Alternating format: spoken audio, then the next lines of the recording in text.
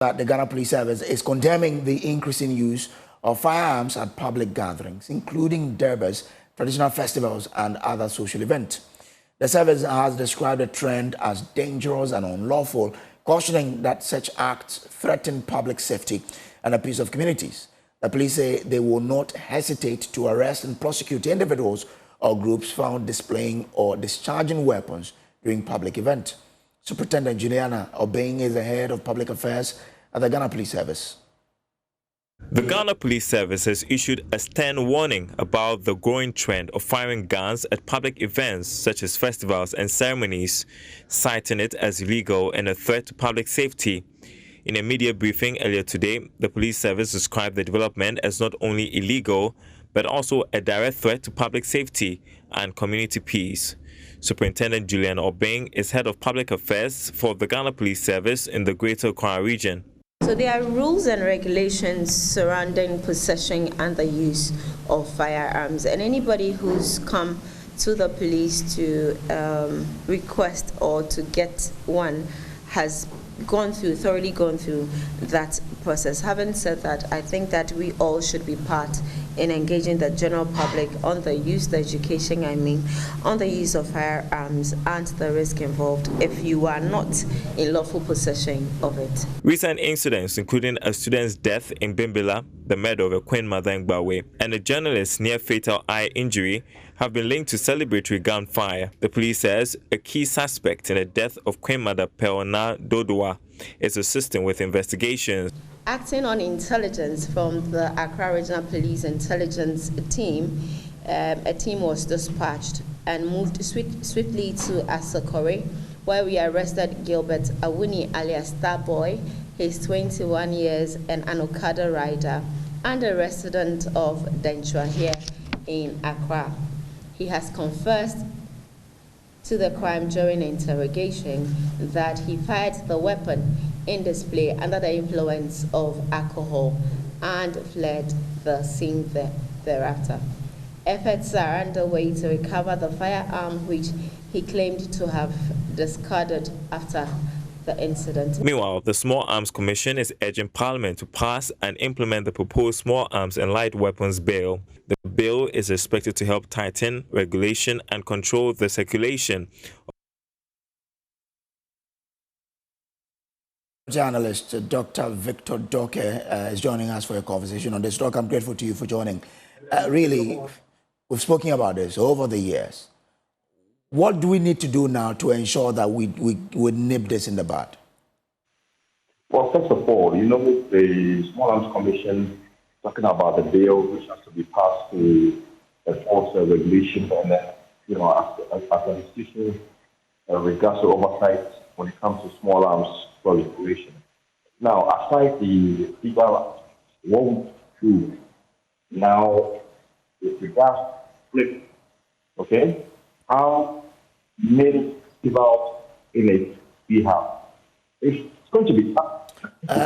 Doc, I don't know where you are, but the line keeps breaking and it's affecting the flow of the conversation. So I don't know if you can hear me. So, yeah, let's try again. Okay, is it okay now? Yes, better.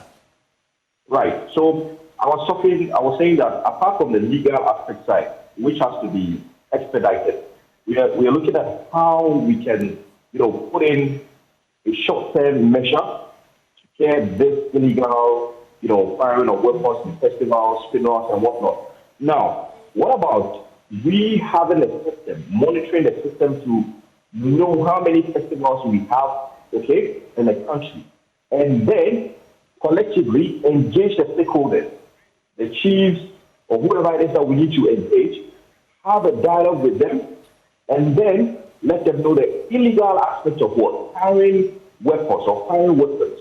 Individuals who think that their association with a particular festival have the right to fire weapons. I think we need this education and sensitization against the use of illegal weapons.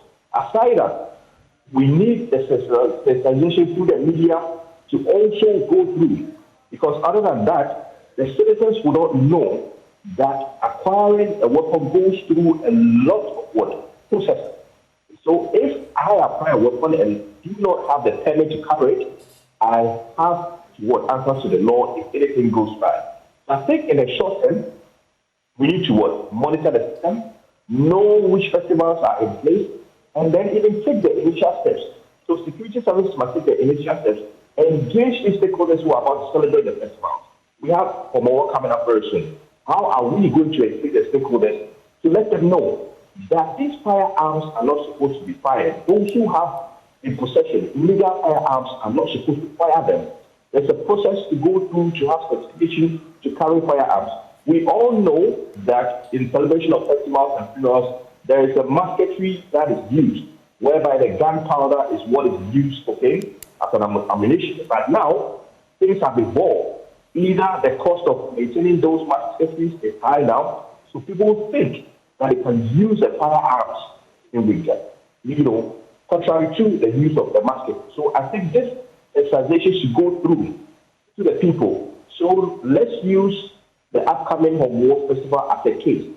How will the Arms Commission, how will the police service deal with the illegal firing of arms in this festival so we don't have any casualty again? All right. I hope that we take that and are able to implement it and see how we can. But again, in the era of social media, we've seen a lot of people brandish these weapons in festivals and so on social media. Setting someone as a scapegoat, is that not the way to go? Yeah. Can't we use someone, as an example to people to say, when you do it and we catch you, we'll deal with you?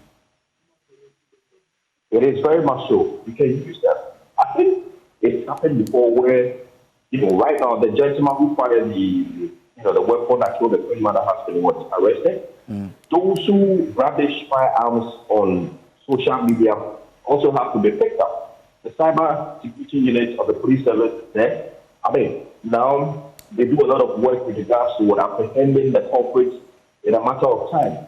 So then, you should come out also and tell us what has been done, prosecution and whatnot. And this will also definitely serve as a deterrent for those who think that brandishing firearms on social media is a norm. Also, we do these things. We take stringent measures, and then we don't relegate on our responsibilities with regard to ensure the peace and security of citizens. These youths who are coming up and thinking that some lifestyle is a norm would definitely go ahead because the law is not catching up to them.